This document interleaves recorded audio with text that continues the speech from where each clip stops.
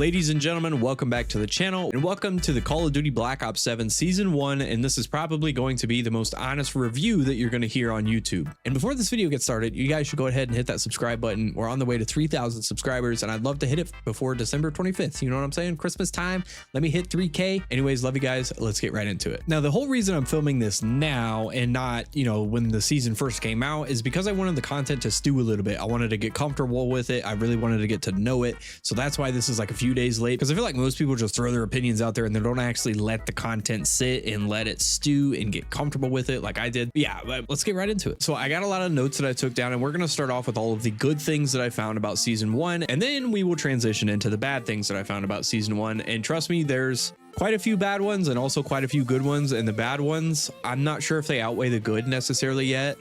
Some of them are pretty big. To start off, we got to talk about the new maps. Okay, so they added 3 new maps immediately on launch. I didn't even touch the 2v2 map. I'm not touching it. It's nothing but brain rot. I don't know why they even wasted their time putting that in the game, but that's also just a personal opinion, and like I said, that's me. I'm not touching it. So if you like 2v2 maps, let me know what you think down there in the comments below. I can't really comment on it. Standoff is a good map. I'm glad they brought Standoff back. Now, Standoff plays really weird in this game. It does not play the same way that it played in Black Ops 2 or even Cold War for that matter in the slightest. They feel totally different. I don't want to say it's more fast paced, but it almost gets that feeling that it's a little more fast paced. It feels like they got the sizing on the map correctly for once.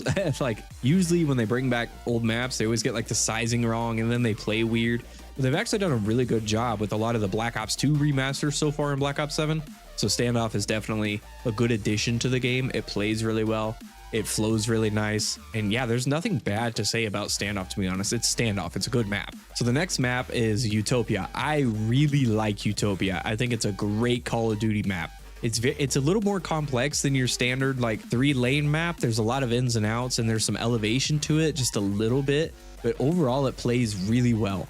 It doesn't really play like all the rest of the maps in the game, except for maybe that glacier map that's in Black Ops 7, but it plays really fluid is the best way I can explain it. I went into it after seeing the layout of it thinking, geez, this might be a little complex, but it's honestly, the complexity is kind of nice to it.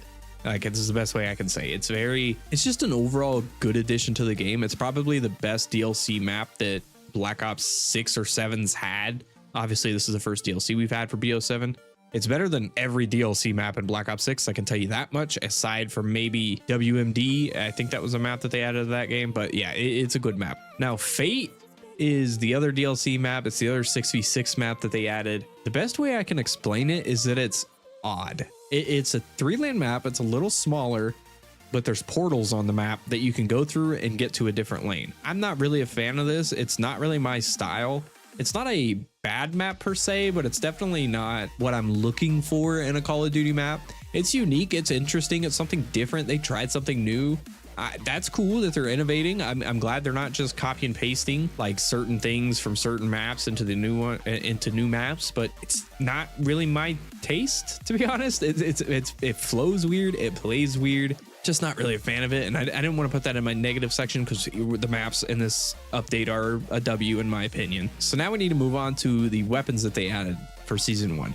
The Maddox is fun for sure. It's definitely fun. It feels like the Black Ops 4 Maddox in a way. It's not totally a one-to-one recreation, but that's expected, obviously, just like every other remastered gun they have in this game. But it is fun. Now, the SMG that they added, sometimes it hits really hard, and then other times it's like a pea shooter. The SMG is very weird. I think it needs like maybe a close range buff and a long range nerf. It's so odd, I can't put my finger on it. It's a good addition. It's fun to use, I'm not gonna lie, but it just feels weird. And also the prestige attachment you can get for this SMG is really cool. I don't have it yet, but it's definitely gonna be fun to use once I get it because it's unique. That's exactly what I'm looking for.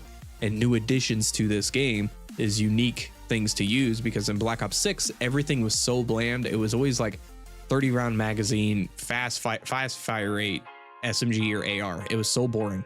So I'm glad they're adding some uniqueness to the weapons in Black Ops 7. And we also got the ballistic knife. The ballistic knife is always a W. It's extremely fun to use in this game. I'm actually planning a whole video around it, just using the ballistic knife and going for like kill streaks and whatnot.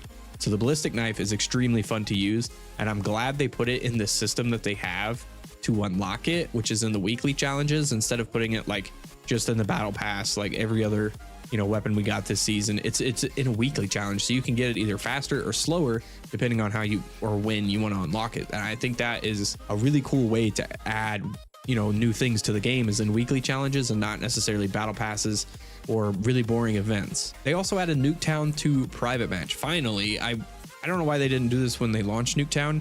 It was kind of annoying because I really wanted to do some like 1v1 tournaments and like play some friends and stuff like that on Nuketown, but they just didn't.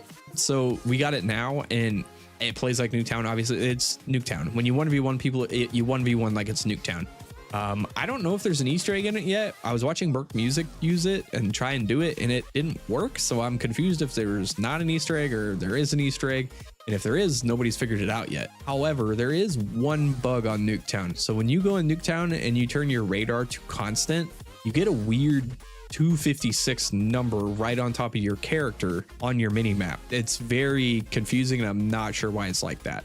So Treyarch, if for whatever godforsaken reason you're watching this, please get that fixed, and please make sure that the constant minimap actually does work, because last year in BO6 it didn't work at all the entire year. So a next like smaller W that I have for season 1 is the weekly challenges. And I know I just talked about this in Ballistic Knives, but the weekly challenges system, there's also some other stuff you can do for it, like camos at the end of all the 5 weeks or whatever. And I'm glad that these are a thing. I really am. And the camos you can unlock, not yet until at the end of all the weekly challenges, are really cool. And I think they need to continue this system going forward, not just in BO7, because they probably will, but in every Call of Duty moving forward. It's such a fun way to do things. It makes people switch up their play styles just a little bit, but not totally crazy. And it's just a unique way to unlock things.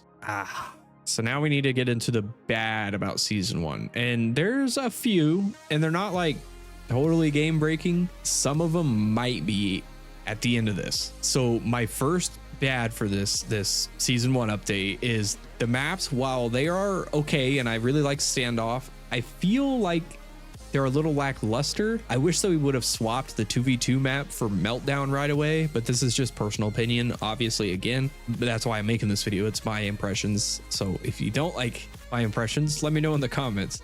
But I wish they would have swapped Meltdown, the Black Ops 2 map Meltdown, if you don't know, for the 2v2 map, just because I don't like 2v2 maps and I feel like it's wasted space in an update adding all these 2v2 maps. So yeah, that's kind of an interesting one. My next one is, while the SMG is fun, don't get me wrong, the SMG is really fun to use.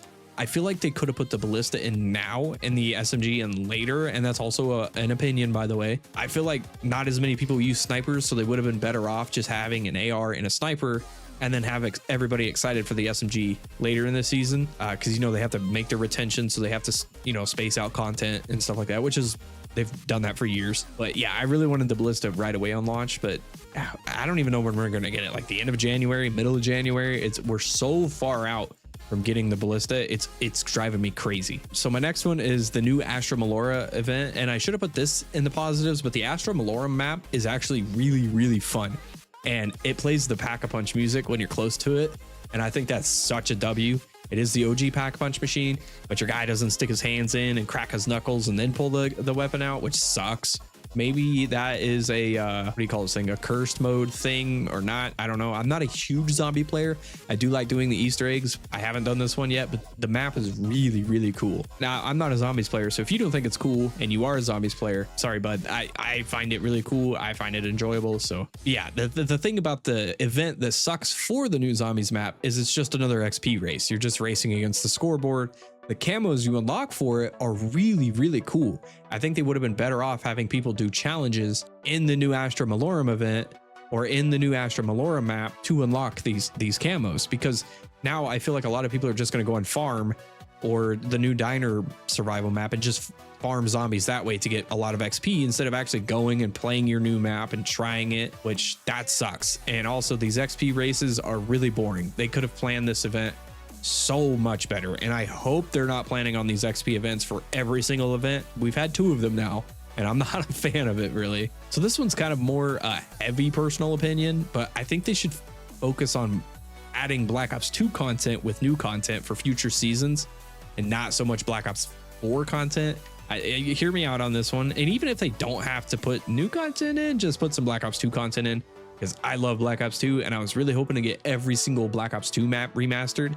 And if they're adding some new maps like Fate, which I find very odd and not as enjoyable as say like Carrier or something, I would much rather them just add Carrier and not waste time on a new map like Fate. I know some of you guys out there are going to think that's a horrible opinion, but it's my opinion. So yeah, for future seasons, and like they could have added the AN94 or something like that instead of the Maddox. I feel like not a lot of people are as hyped about Black Ops 4 stuff as they are as Black Ops 2 content. Now I know a lot of people in the competitive scene love the Maddox, but they still should have added something like the AN94 or the SCAR or the MTAR or just something like that to use from Black Ops 2 instead of Black Ops 4.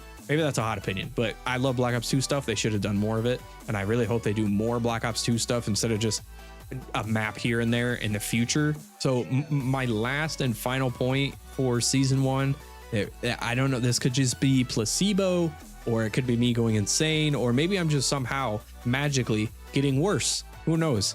But if you guys don't know, they took the standard matchmaking, and I made a whole video about this, and put it in the featured playlist, which means they took the one SBMM mode and they put it in the featured playlist. And not did they didn't only just put it in the featured playlist. No, they put it at the top of the featured playlist. So when all the casuals go in the game, they just click that. And I don't know if they're testing skill-based matchmaking in all of the open modes right now. But my games, I'm usually going like 35 and 15, 35 and 14, somewhere in there on average. I'm like sweating really bad in my games now. And I don't know if it's because they added the standard mosh pit to the top. And so like people just don't read into it that far. So they're just going there or what? But I'm sweating way hard. And I'm not having like bad games. I'm not like going negative necessarily. But I find my lobbies in like ever since the season 1 update being extremely sweaty. Now you can call me like skill issue or whatever, because you know I was saying the same thing at the beginning of the game when people were complaining about skill-based matchmaking still being in the game. I don't believe it was at the beginning, because at launch I felt very good about this game. I still do. I still find it very enjoyable. But if they ever run a skill-based matchmaking test in the open playlist, first of all, I don't know why they would ever do that. Second of all, they're skewing results, adding standard matchmaking at the top. And third of all, they need to tell us. They need to be transparent about when they're doing these things. We should have a player's choice. We should be able to choose this kind of stuff. And when they do these tests on us, we're not lab rats. Just let us know. But yeah, my matchmaking ever since season 1 update has been a little bit sweatier.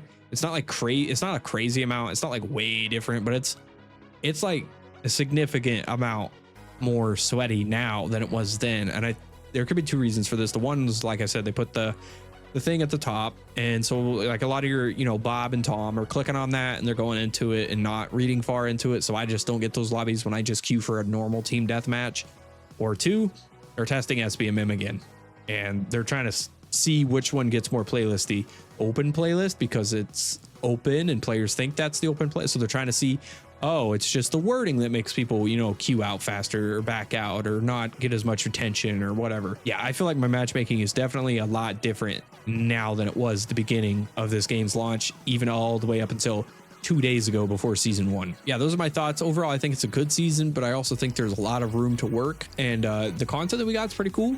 But I would like to see a little bit more Black Ops 2 content. But like I said, that's just a personal opinion. Let me know what you guys think about the new season 1 update down there in the comment section below. Be sure to hit that subscribe button. We're on the way to 3K, and I will catch you guys in the next one. Peace.